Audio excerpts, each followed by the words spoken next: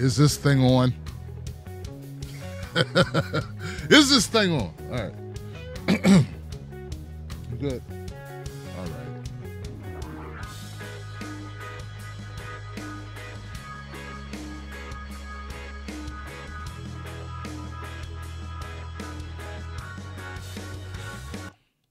Yeah, I think it is.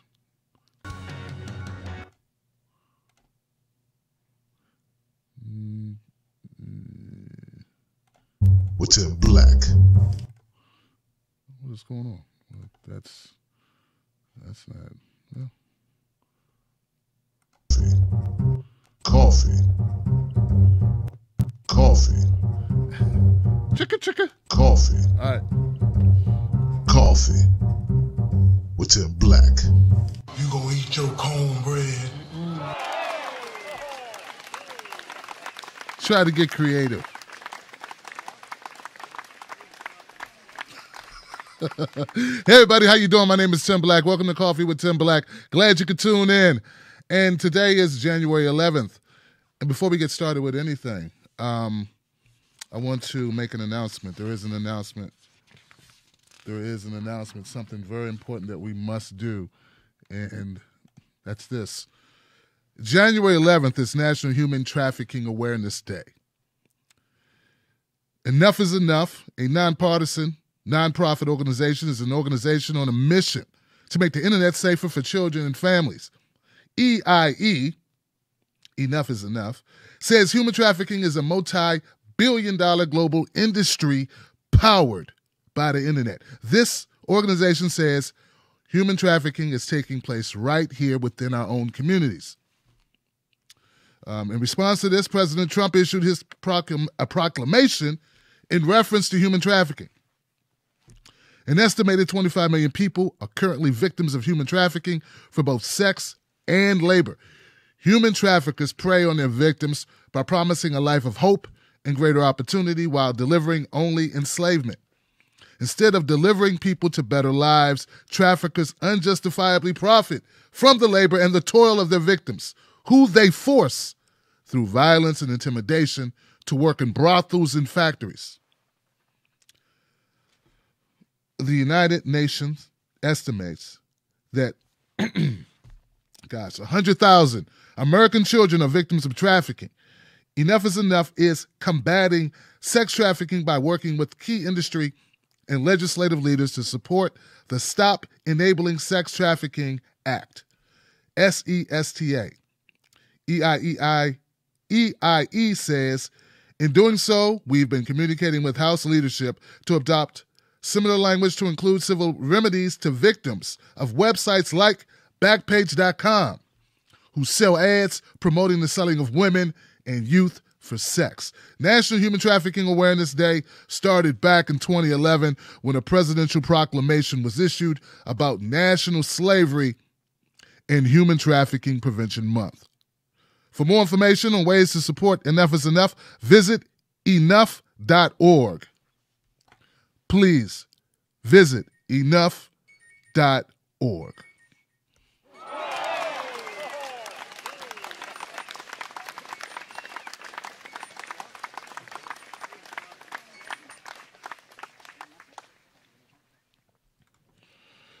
All right, guys, that's first thing we had to take care of today.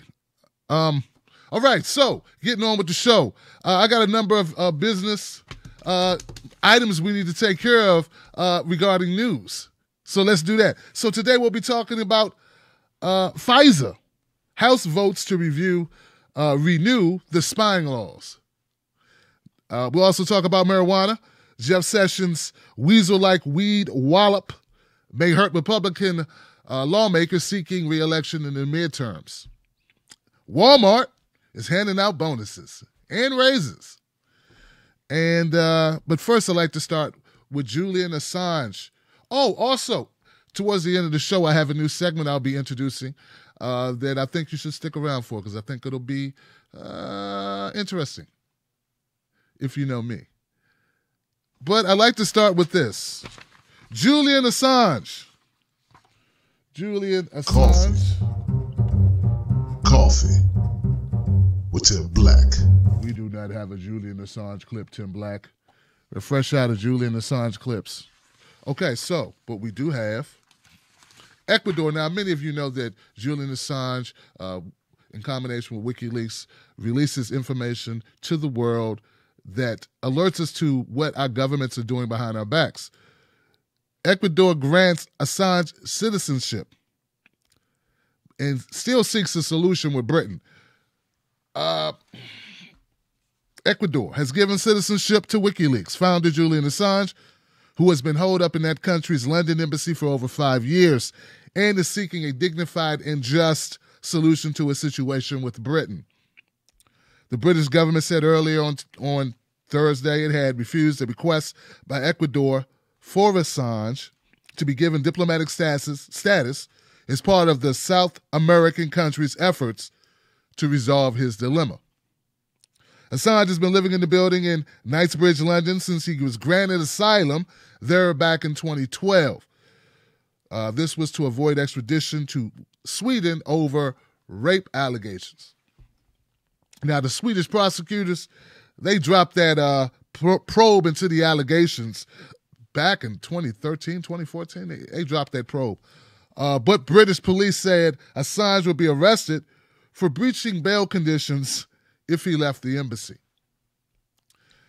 Assange, who denies the allegations, feared Sweden would hand him over to the United States to face prosecution for his work with WikiLeaks, where he published thousands of classified military and diplomatic cables or documents, and they consider it one of the largest information leaks in the history of the world. Ecuador is currently exploring other solutions in dialogue with the UK, like good offices of renowned authorities, other states or international organizations that can facilitate a just, final, and dignified solution for all parties, said Ecuador's Foreign Minister Maria Ferdinand Esperanza during a press conference. There are well-founded fears we have about possible risk to his life and integrity, not necessarily by the UK, but by third-party states. She did not give details on how granting Assange citizenship might help in avoiding his arrest by British police. For some, Assange is a cyber hero for exposing the government. Yeah, he's a hero of mine for putting his butt on the line for all of us to give us all information. I can't imagine how I would see it any other way unless I was brainwashed. We have to bring them to heel. Brainwashed by state propaganda that told me that anybody telling me the truth or divulging the truth, giving me the truth, was a bad guy. You know, how's that a bad guy just giving me what they've been doing? Giving me their documents. I don't understand, but I'll keep going. Once again, for some, Assange is a hero, a cyber hero, for exposing government abuses of power and championing free speech. But to others, he is a criminal who has undermined the security of the West by exposing secrets. Yeah, you know, like you have no privacy. You know, like our democratic process sucks. It's not really democratic. You know, these things, you know, double taps, you know, war crimes. Yeah. You don't want to know that stuff. All right. Ecuador knows that the way to resolve this issue is for Julian Assange to leave the embassy and face justice, said a British foreign tool or spokesman. The former computer hacker enraged Washington by publishing hundreds of thousands of secret U.S. diplomatic cables that laid bare often highly critical U.S. appraisals of world leaders, from Russian President Vladimir Putin to Saudi royal family. Yeah, you know, like where money's going, and you know, like spying on even our allies, stuff like that. Laying those types of secrets, that things we shouldn't be doing, that we don't want to be caught doing, but we shouldn't be doing them. In fact, against all types of treaties and agreements in the UN. Anyway, EU. So, yeah. Julian Assange is one of a few people that has gone to great lengths to do what he could do in order to expose information, expose corruption. And this is not a partisan thing. Like, he doesn't work for any of the parties. And so, I admire that because I don't work for either party either. And it's just about getting out the information. It's strange how he was hated by the Republicans back when he was exposing Republican stuff. And then when he started exposing things that pointed fingers at the Obama administration, all of a sudden he became hated by Democrats. And then when the DNC leaks came, he was hated by Democrats. But it's sort of like they say, the old saying, we heard it before, right? If you got nothing to hide, you got nothing to hide. If you didn't do anything wrong, there's nothing to worry about. We need transparency in government. Although Obama said he was going to give us the most transparent presidency ever, he ended up being one of the least transparent presidents, and he locked up people like Julian Assange, Chelsea Manning, Edward Snowden. Like he people, and there's so many others. Mr. Stanley, Jeffrey Sterling. Obama was the hardest on whistleblowers, the hardest. So, for Julian Assange, all I can say is that you need to go to the WikiLeaks organization website and see how you can get involved. We need more truth tellers, not less truth tellers. And don't let the state propaganda influence you any other way. Give it up for that. Coffee with Tim Black. All right. Now, the House votes to renew surveillance law, rejecting new privacy limits. Before approving the extension of the law, and I'm talking about the FISA law, God, I tell you, man, it's just, nothing's worse. I haven't been coughing until I started performing, this show. Today. I was fine. Well, maybe because I haven't been talking till now. Let's try this again. House votes to renew surveillance law, rejecting new privacy limits. Okay, so before I jump into it, let's define FISA so everybody knows what we're talking about here. All right, so what is FISA? Here are 4 things to know about the controversial spy law, okay? The Foreign Intelligence Surveillance Act, or FISA, is a roughly 40-year-old federal law limiting how U.S. spy agencies can monitor Americans' communications, first passed in the wake of 1970s congressional investigations into privacy violations by the 3-letter spy agencies, CIA, FBI, NSA. Most famously, it established a secretive Foreign Intelligence Surveillance Court to vet wiretaps and other monitoring of foreign agents within the United States. In 2008, Congress passed a number of changes to FISA. See, Obama, right? 2008, including a provision known as Section 702, which allows warrantless monitoring of phone and internet use by non-Americans outside the United States.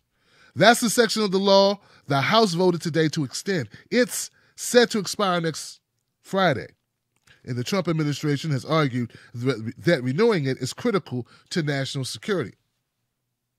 So Trump supports this.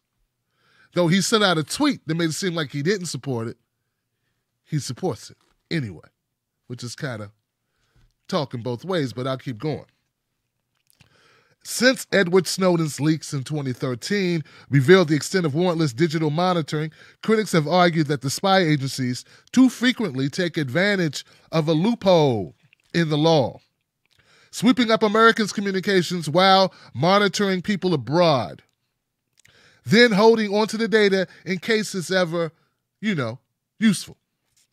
Trump hints in his first tweet that it may have been used under the Obama administration to spy on his campaign. Okay? So the wiretaps in the Trump Tower, they went through a FISA court using a FISA warrant to get the taps to be able to look and monitor Trump's staff. Legislators on both sides of the aisle have called for changes to limit how that incidentally collected data about Americans could be used without a warrant. But the House voted Thursday to renew Section 702 for another 6 years in roughly its current form. The bill now moves to the Senate, where Kentucky Republican Rand Paul has said that he may attempt a filibuster unless the spy authority is weakened. That is FISA, and that's what we're talking about when we talk about the spy law, okay? It gives them the ability to wiretap, basically, to listen in, to spy on. Now, it was created originally to track, foreigners, people in other countries. But now what they do is they allow flexibility that if they think you're an American citizen who's talking to some foreign entity or agent, they can monitor that too. So get what I'm saying? So they say, oh, we think Michael Flynn's talking to the Russians, and we're monitoring the Russian, but we just happen to get the American stuff too. And then we're just going to hold on to that. And if later we want to try to bring charges or we want to open an investigation, we can do so on the American. All right. It's important to note that that a number of Democrats voted for the current form of the FISA law to be renewed in its current state without any weakening of what it allowed the authorities to do, what it allowed the NSA spy organizations to do. 55 Democrats voted against your constitutional rights and opposed the USA Rights Amendment. Had 26 voted the other way, we would have won. Among them is Nancy Pelosi and Adam Schiff. Yeah. See, when people talk about Republicans and Democrats, they're just going by names. They're going by titles of parties. It's about how people vote. And forget the titles. Nancy Pelosi's voting the same way, probably, as Orrin Hatch. Adam Schiff voting the same way as probably, I don't know, Mitch McConnell. But I don't think Adam Schiff would claim himself to be, forward-thinking or anything. He's an establishment hack, just like Nancy Pelosi. But you get what I'm saying? So you can't go by titles. And there may have been some folks on the Republican side who did not vote for this. In fact, I'm sure there were. Okay? There had to be. I'm sorry, there had to be. Okay? So we have to keep that in mind. I'm looking on the list here of the Democrats that voted for this spy law to be renewed, and I don't see certain people that I would give hell to. Like, there's no Corey. This was the House. I'm sorry. This is the House. What names do I recognize? Pelosi, of course, we already stated we recognize. Steny Hoyer, out of my state of Maryland. I don't like Steny Hoyer, by the way. And I don't mean him personally. I've never met him personally. I don't like his politics. Oh, Debbie Wasserman Schultz. That's who did. Hey, go ahead, Debbie. Debbie's willing to give away your rights. What would you need privacy for? Who needs privacy? Who needs that? Oh, I need no stinking privacy.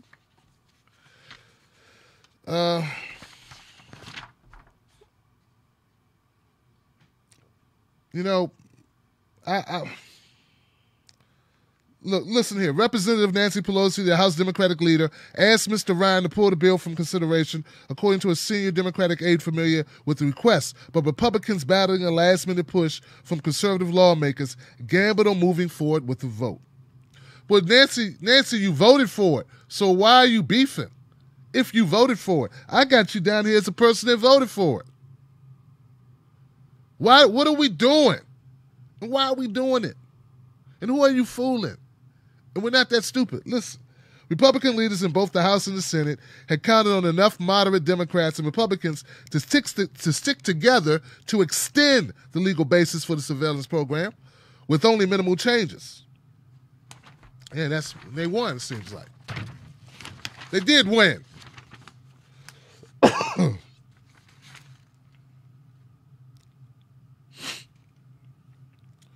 I think maybe Trump thought originally that they would not have the votes necessary. I can't imagine that Trump wants this legislation agrees with it. It's what got him in hot water. It's what's going on with him right now as a result of the FISA warrant. But they had the votes, so now it goes to the Senate. So let's see how much more of your rights the government can take from you. And me too. All of us. All right. Let's sprinkle some crack on them and get out of here. Sprinkle some crack on them and get out of here, guys. I need this. I need it. Gosh. Folks, Team Black, I don't know what to tell you. Just ridiculous. Get out of here. Get out of here. Get out of here. Get out of here. Oh! Something different. Let's go to Walmart. I mean, let's not physically go to Walmart, but let's go on to Walmart. Let's do that. Let's go on to Walmart. Do I have a Walmart picture here? I do. Woo! As if we didn't know what Walmart is or what it looked like. But I guess that still makes sense. All right. Walmart.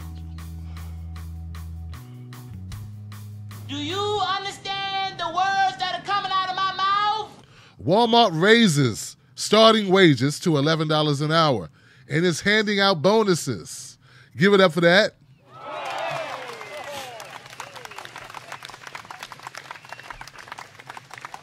Yeah. Got to take what you get and fight for more, right? Walmart, the country's largest private employer, is boosting its starting salary for U.S. workers to $11 an hour. It's giving a one-time cash bonus of up to $1,000 for eligible employees, expanding its maternity and parental leave benefits. Do tell.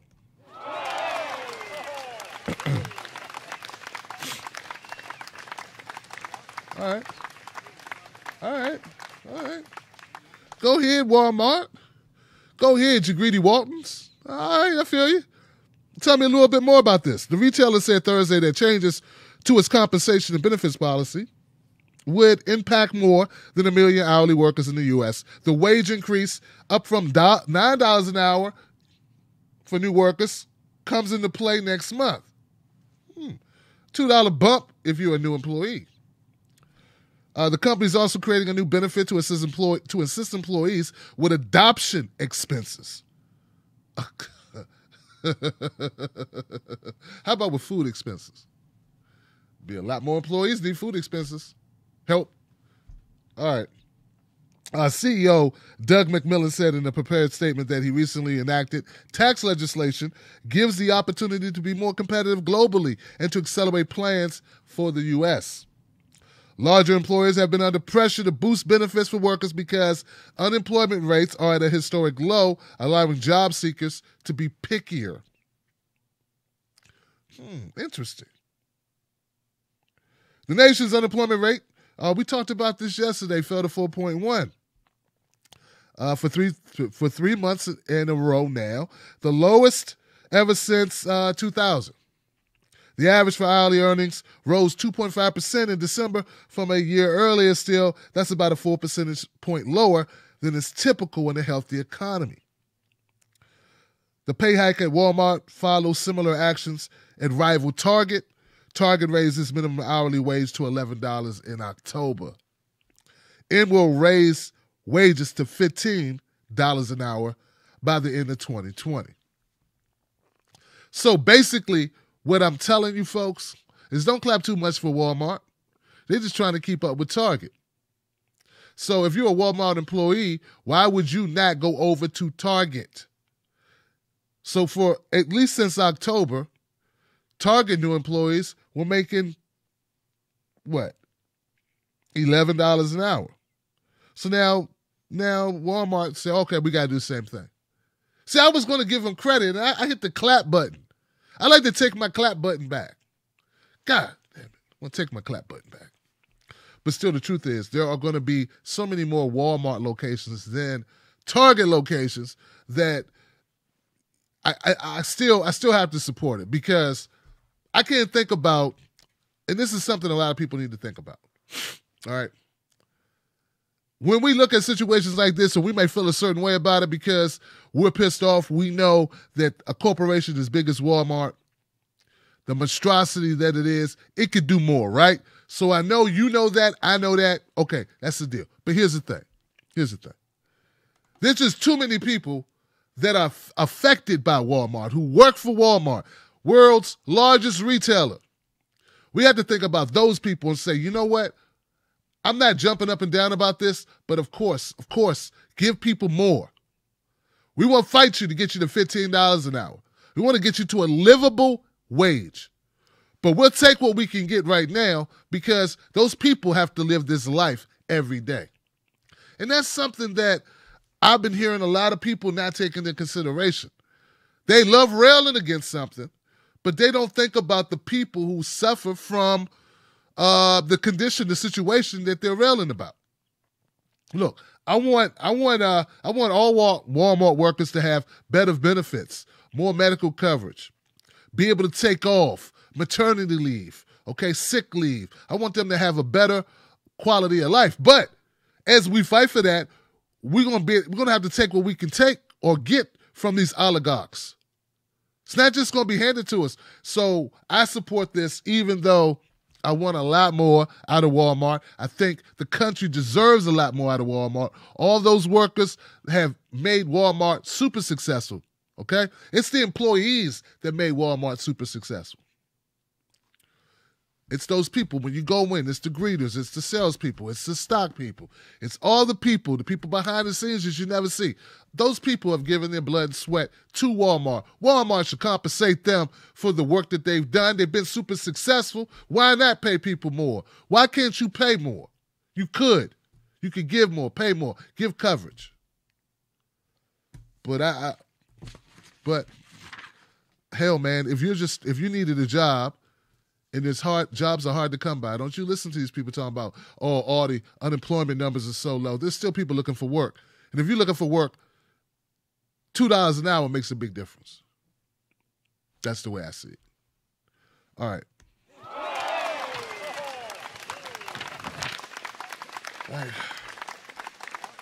I mean, you know that.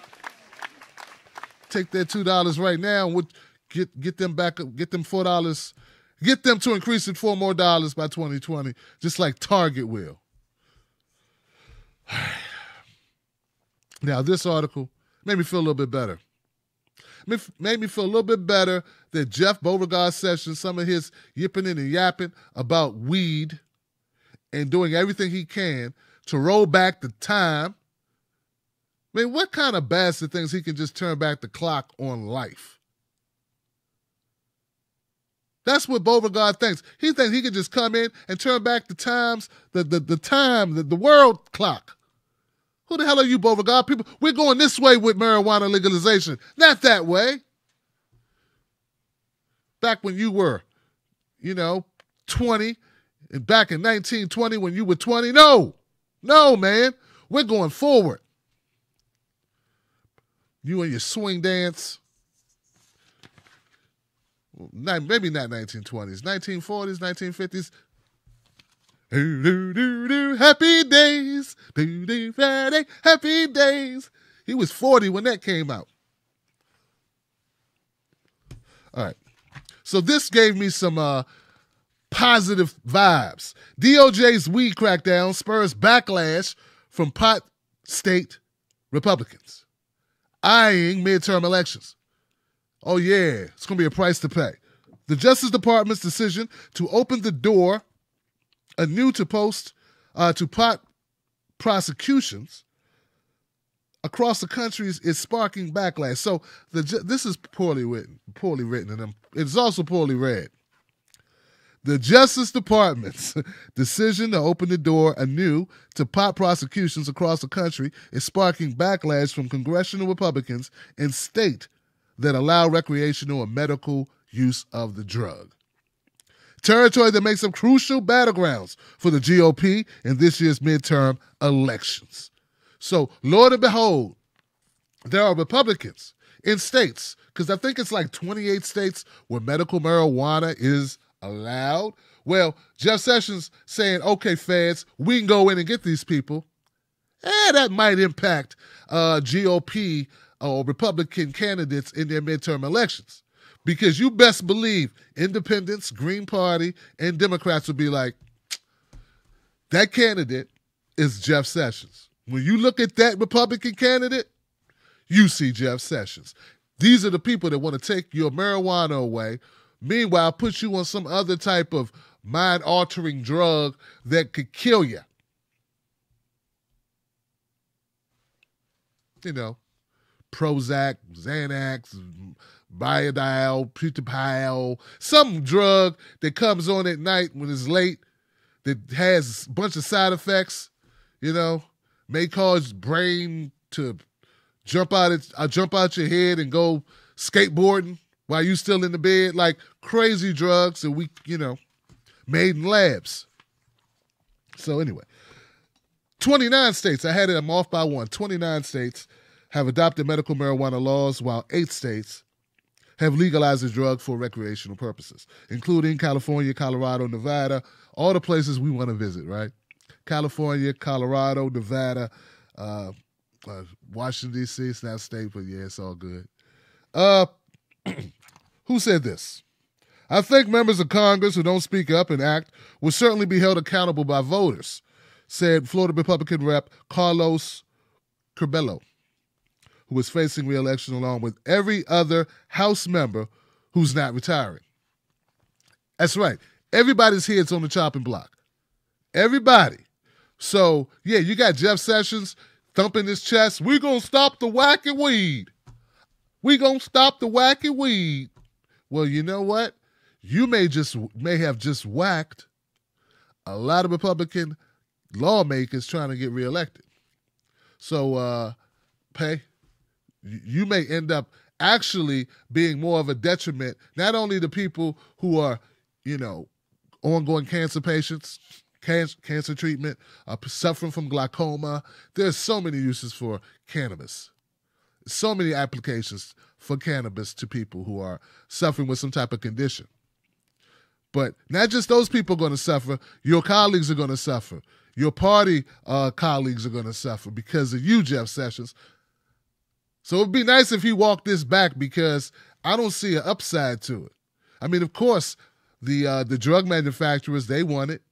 They love Jeff Sessions. And they love those Republicans who will fall in line with Jeff Sessions. They want to see things roll back because it's money. But others are not so happy about it. Yeah, I think we'll leave it there. I think you get the point of that. So as pissed off as I am about Jeff Sessions and his wanting to go back to the old days, it's going to hurt him. It's going to hurt him. It's going to hurt a lot of other people. And maybe that'll be the impetus to get them to move forward with the rest of the country. All right. Now, I have something else I want to share with you. How about we do this? Because a little segment I kind of came up with. Coffee. Out of here, Walmart. With Tim Black. All right. And, well, heck, what did we call it? Did we call it cut music clip? Timothy Splash?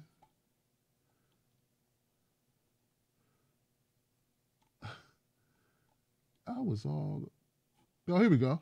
I did put it here. All right, guys. Now, this is a new session that I've been working on. And I'm hoping that it makes sense to you. It's called Roast.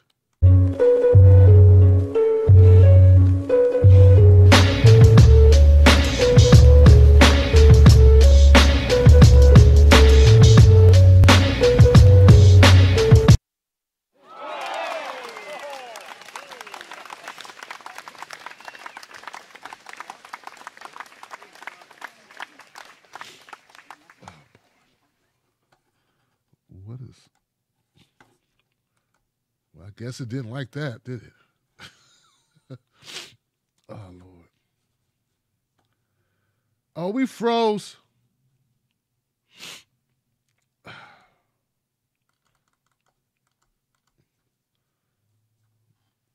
appears so. It appears that it did not like that. I don't know if you guys can hear me at this point.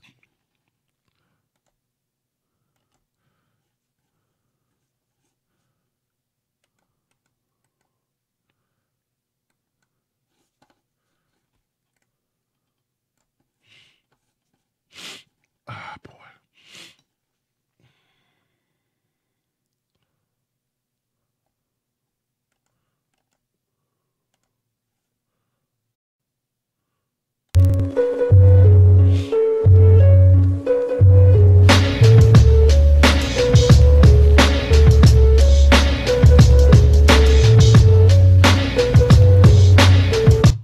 All right. All right.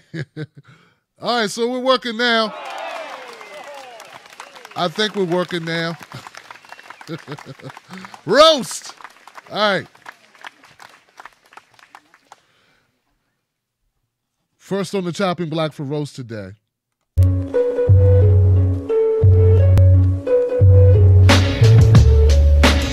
to ask you, back in the other room, you said life is about growing. Yes. Okay, so there's been some talk about Floyd Mayweather. Now, we know Floyd Mayweather is someone that people love to hate, and for various reasons, Floyd Mayweather has made comments that really piss people off. I'm not here to deny that he's done that. Here goes a video that I think you need to watch, and it's in regards to Floyd Mayweather due to some controversial statements he made about the Me Too movement. Check it out, people. And I want to ask you, back in the other room, you said life is about growing. Yes. And we're asking a lot of men, in light of the Me Too movement, how men can grow in 2018. The who? The Me Too movement, women speaking out about sexual assault. Oh. How Because can men when you grow? say Me Too, my thing is this. When somebody be like, oh, I got a Rolls Royce, I'll be like, me too. When somebody say they got a private jet, I say, I got two, but me too. This is very different Me Too. Well, I didn't know. My Me Too movement from the beginning was, whenever somebody say they got, I'd be like, me too. Somebody say they got $1 billion, I said, I made $1 billion, me too. All right, okay, let's pause right there.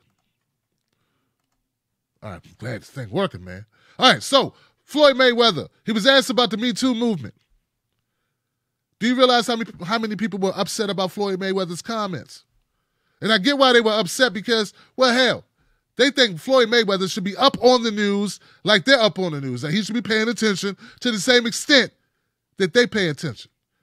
You know, I look at it like this. I look at it like most people who are in media are really living in a bubble. And they think that the shit that they put out on the airwaves is important to the average working person. It's really not. It's really not. Most people don't have time to sit around watching what the actresses and Hollywood actors and actresses think is important. They're busy worried about what they think is important. You know, like going to work, getting to work, finding a parking space, taking care of the kids, making sure the kids are safe, making sure the car runs, making sure there's food on the table. They're not sitting around wanting to hear what's going on with Charlie Rose, Louis C.K., Ben Vereen, Russell Simmons. That's not their life. Though it's important for you and your life revolves around what happens in Hollywood, that does not touch the average person. So that's my first gripe about the question about the Me Too movement and Floyd Mayweather's response. Also, it's obvious in this video that Floyd Mayweather was trying to be funny. Yeah, he didn't succeed. He's not a comedian. He probably shouldn't have tried to be funny. But it looks to me like he was trying to crack a joke. And so, yeah, maybe he should have calmed down. Maybe he should have just played it straight. I don't know. But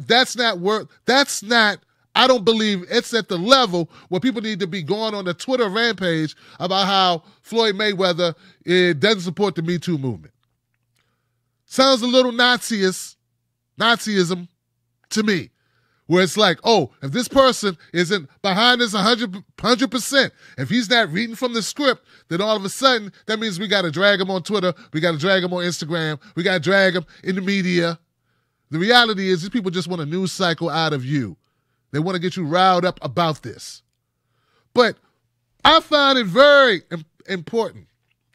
The next piece right here I'm about to show you is very important for you to check this out, because most of the times when you look into this issue, you're not going to see this part of the interview. Check this out.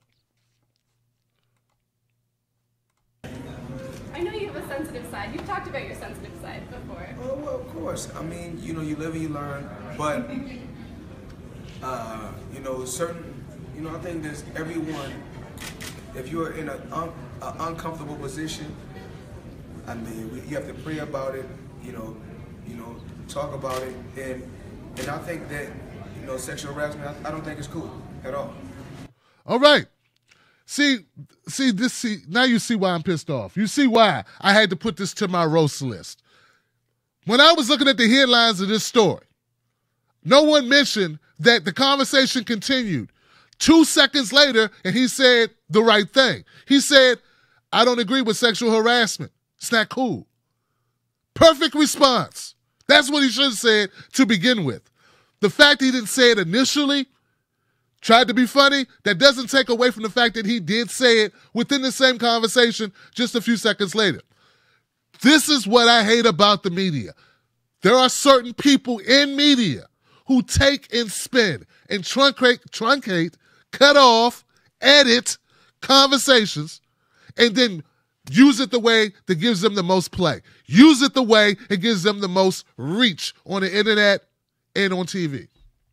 Floyd Mayweather, he's made a lot of mistakes. He said a lot of things he shouldn't have said. He's done a lot of things he shouldn't have done. But that doesn't mean you get to lie on him. That doesn't mean you get to frame him. That doesn't mean you get to dock the video, leave a bunch of shit out in order to make him look worse than he already looks. This reporter and those people on, I think it was ESPN or Yahoo Sports or whoever, you ought to be ashamed of yourself. But the problem is you have no shame. All right.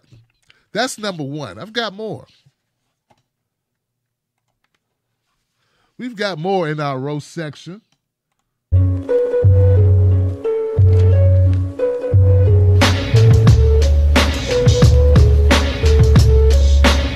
Second roast of the day is Ginuwine. Now, Ginuwine, you may know him as an R&B performer who, back in the 90s? I think it was the 80s through the 90s. Ginuwine was making a lot of money. He was doing a lot of performing, had a lot of great videos. He was everywhere. Well, now he's on a show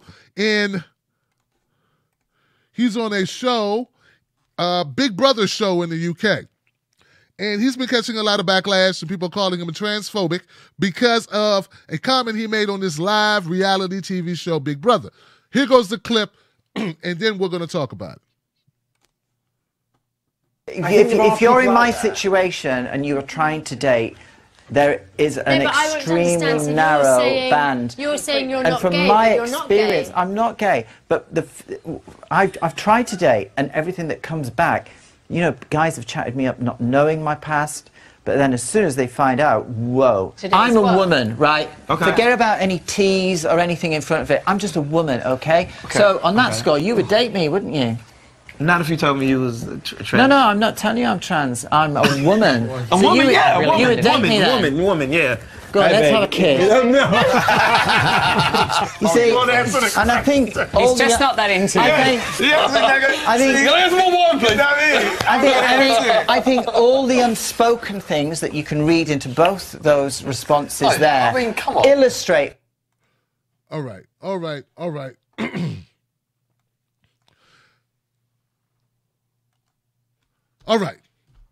So let me get this right. Ginuwine's not allowed to not want to kiss someone? Is that what we're trying to say? How is he transphobic? How is he transphobic? Why? Because he doesn't want to be kissed by this trans person? That's not making you transphobic. How does that impact her life? How does that stop her from being able to pursue her dreams and her ambitions? Like, look, being open, being a respectful human being does not mean that you have to go along with someone else's choices. You don't have to date who you don't want to date. You don't have to kiss who you don't want to kiss. And what I find very disagreeable about this video is that he was cool with her hugging him. He was cool with her hugging him. He just did not want her to kiss him. Now, if Ginuwine, let's reverse it for a second. Let's say Ginuwine was talking to a woman and she didn't want to kiss from Ginuwine. How is that? Would that be heterophobic or would that be phobic? No. Ginuwine, if he tried to pursue a woman to kiss her and she didn't want to be kissed, it would be considered sexual harassment. That's what the Me Too movement was talking about, right? Why does it not apply to trans folks or to women who come on to men? I think it should. If you want tolerance in this country, if you want people to respect one another, we have to respect all people. And just because Ginuwine he's not interested in this particular woman doesn't mean he has a problem with trans people. Just means he doesn't want to be with them sexually. And what is wrong with that? Frankly, I think that's up to the individual. It's up to you, it's up to me. And we shouldn't have to be labeled and slammed and dragged across Twitter. Once again, dragged all over social media. There are people making crazy statements like, if you won't date a trans person, you're transphobic. As if people can't choose. As if people aren't allowed to choose. Listen, you're not required to date anybody of any certain ethnicity, any certain race, any certain religion, or any certain orientation. Freedom is about dating who you choose to date. Freedom is about you exercising your rights. Be who you want to be. Date who you want to date. As long as it doesn't hurt anybody else.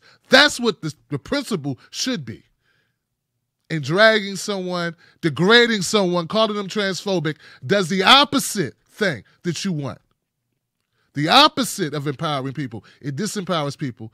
And less people are likely to support you in your efforts for more equality if you take away their rights to choose or freedom of choice. Anyway, that's what I think about it. Let me know what you think about it. Hit me up at tim@timblacktv.com. Send your hate mail, send your love mail. And, yeah, that's just how I feel about those things. All right, guys.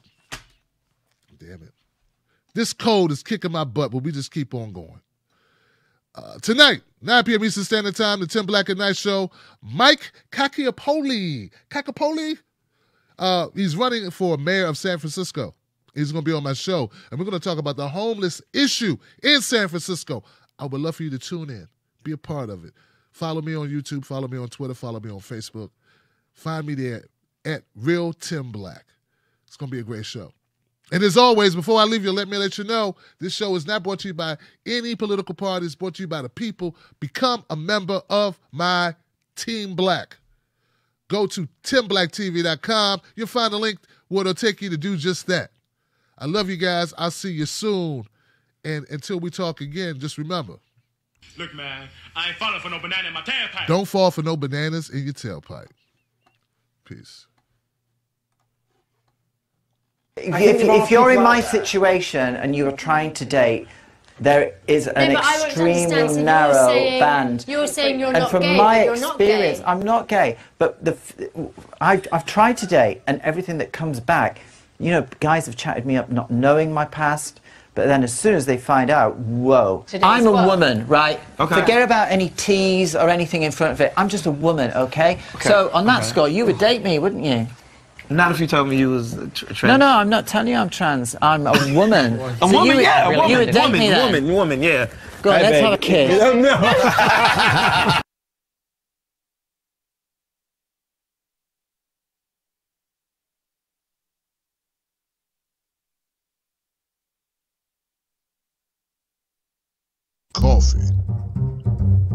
Coffee with Tim Black.